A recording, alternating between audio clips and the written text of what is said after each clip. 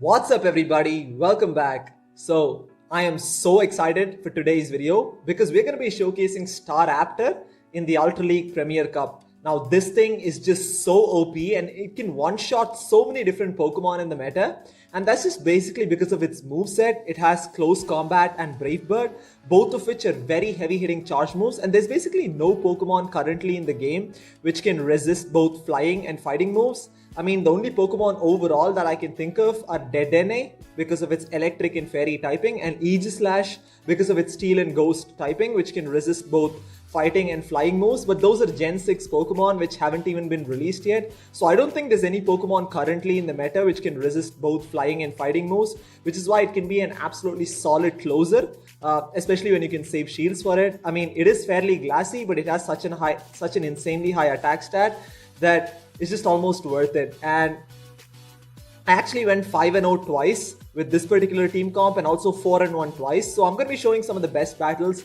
from the two 5-0 sets that I had. And please stay tuned till the end because in this video, you're going to see Staraptor one-shotting Pokemon like Gyarados, Dragonite, Venusaur, Gengar, Magnezone, etc. just to name a few.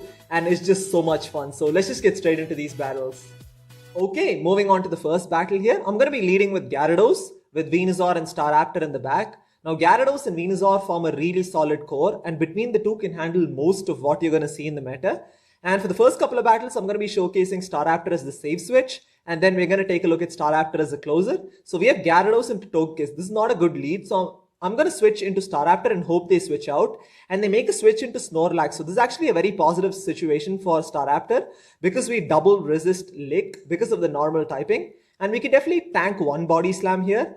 And I'm going to build up to two close combats and then go back to back here. So close combat is obviously going to do super effective damage because of the normal typing on Snorlax.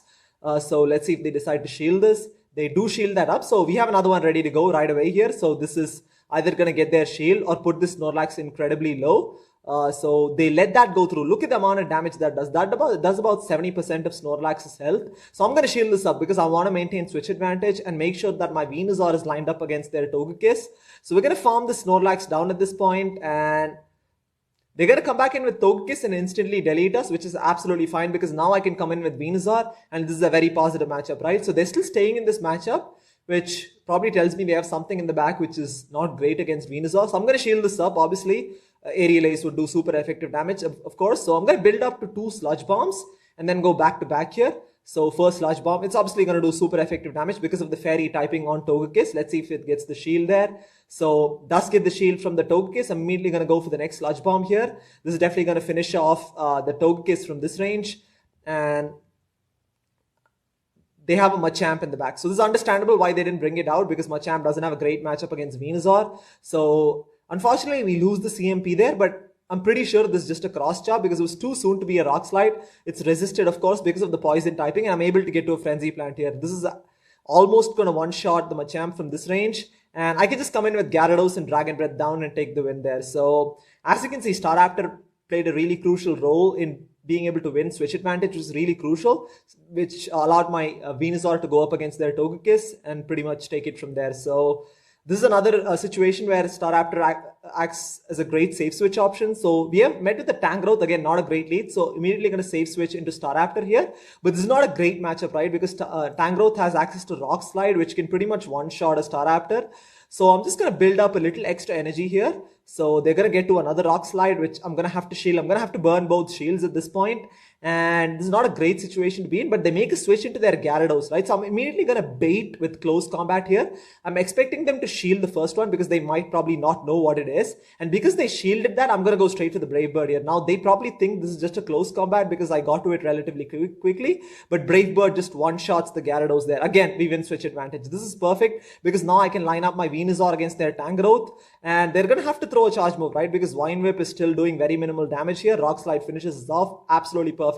Now I'm going to come in with Venusaur and completely farm the Tangrowth down. Nothing they have is really going to hurt us. Rock Slide, yes, would do a decent amount, but isn't really too much of a cause for concern. They actually make a switch into their own Venusaur, so I'm going to go straight for the Sludge Bomb here. Now, because we have so much loaded energy, I'm going to be able to get off two Sludge Bombs before they can even get to one charge move here. So this Sludge Bomb should definitely get the shield or take out the Venusaur from this range. does get the shield. So I was trying to switch into my Gyarados to catch the Sludge Bomb. We don't get it at time. It's absolutely fine, right? I'm going to take the Sludge Bomb and then switch into my Gyarados here. Even though this is not a great matchup for Gyarados, we can definitely tank one Frenzy Plant from this range. And even though Aqua Tail is resisted, it should almost, take out the Venusaur from this range, right? So I'm going to go straight for the Aqua Tail, almost takes it out, but Dragon Breath is going to finish it.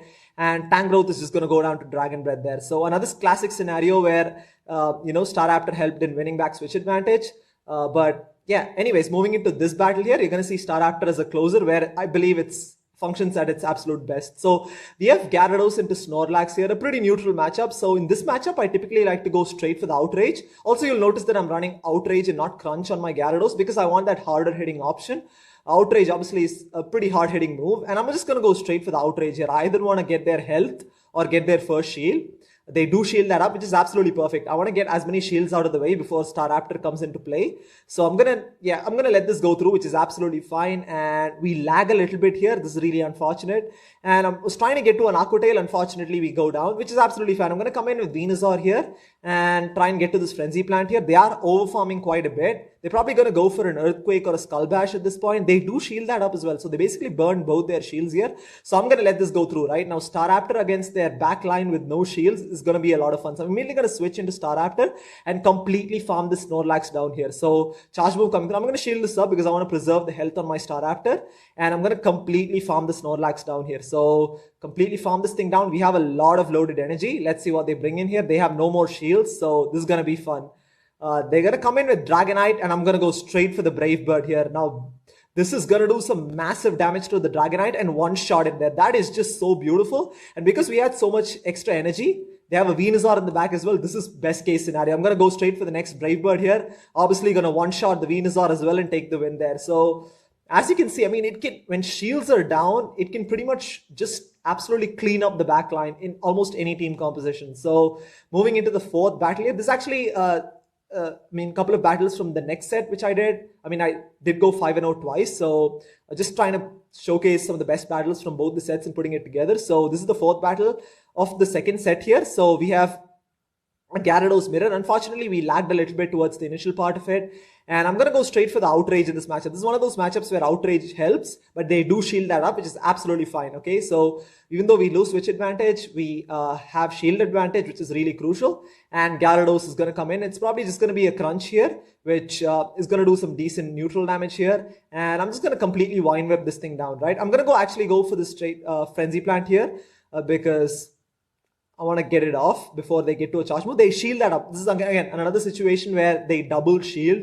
This is best case scenario. I'm going to let the Venusaur go down, which is absolutely fine because we have Staraptor with 2 shields against their backline with no shields. So I'm going to completely farm this Gyarados down, and we have quite a bit of loaded energy. Let's see what they bring in here. They have an Alolan Muk. So I'm going to build up a little extra energy. I'm just going to farm for a lot of energy here, and I'm going to shield this up, obviously. Dark Pearls would obviously do quite a bit. Anything would really hurt Staraptor because it's just so glassy. And yeah, just going to build up a little past close combat. Going to build up to 100 energy and then throw the close combat here.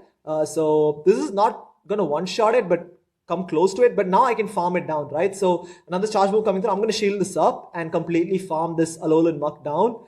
And they actually make a switch into their Gengar. This is absolutely perfect, right? So I'm going to go straight for the Brave Bird here. Now, Brave Bird is easily going to one-shot a Gengar, and there it goes. So at this point, Alolan Muk comes back in. I'm going to be able to wing attack, farm this thing down, and take the win there. So another situation where if your opponent burns both shields very early, it's the best situation to be in.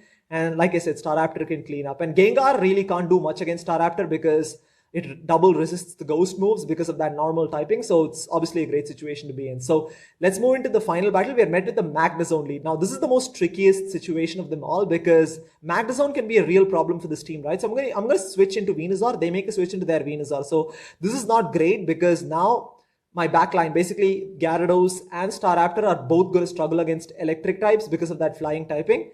And at this point, I'm actually going to let this go through. I'm okay losing this matchup. So I'm gonna let the Sludge Bomb go through, and then I'm gonna go straight for the Sludge Bomb here. I'm really trying to get their shield. So my plan here is that hopefully if they shield, I'm gonna come in with Staraptor and farm down and gain a bunch of energy. So they do shield that up, which is absolutely fine. At this point, I'm not gonna throw any charge moves at them because I want that health to remain on their Venusaur so that I can come back with Staraptor and farm down, right? They bait with Frenzy Plant, which is absolutely fine. Now I'm not gonna throw any charge moves here. I'm just gonna let this go. It's absolutely fine because, like I said, I have to come in with Staraptor and then farm up to 2 close combats here. So I'm going to come in with Staraptor, and then this Venusaur is in perfect farm down range right now. I'm going to completely farm this thing down. I'm expecting the Magnezone to come back in. This is perfect. So I'm going to actually build up to 2 close combats here. They have only 1 more shield. So going to go straight for the close combat here. This is either going to get the shield or one-shot the Magnezone. Does get the shield, which is absolutely perfect because we have another one ready to go. So this close combat is easily going to one-shot the Magnezone here. And boom, takes it out, and they have a Poliwrath in the back. It's GG's. Actually, I could have stayed in with Staraptor and gone for the Brave Bird, but I wanted to switch out to clear the debuffs. And this is pretty straightforward at this point because Gyarados with 2 shields. And also, this is one of those matchups why you want to have Outrage because it helps in hitting for that heavy neutral damage. And I don't really even have to shield in this matchup because I can just let everything go through and just go straight for the Outrage here. Now, this Outrage is going to do some heavy neutral damage and come close to taking this Poliwrath out here. Yeah, almost takes it out there. I mean, puts it into the red there, but it's absolutely fine, right? Another charge move coming through. This is probably just going to be an Ice Punch. Whatever it is, it really isn't going to take us out. It's a Dynamic Punch, which is absolutely fine. And we can just Dragon Breath down and take the win there. So, as you can see, I mean, it's just so OP. It's just so consistent and reliable when it comes to closing out games. I mean, when it comes to other Pokemon, you can almost, you at least have 1 or 2 counters for it. But like I said, there's no Pokemon in the meta which can resist both fighting and flying moves. So you're almost guaranteed going to be able to get off massive damage at whatever the final Pokemon is, right? And that's the best part about Staraptor. And it's something that I would highly recommend trying out if you want to try out something interesting and also try out something that, can be successful as well. So yeah, it's a team that I'm looking forward to trying a lot more, especially it's definitely my go-to team at this point in order to try and gain battle rating points. I've been experimenting a bunch and I've tanked a lot of battle rating points, but this is the team that I've been using to kind of gain some sort of respectability and move slightly back up. So anyways, thank you so much for watching. I hope you guys enjoyed it. Please give it a big thumbs up and I will see you next time.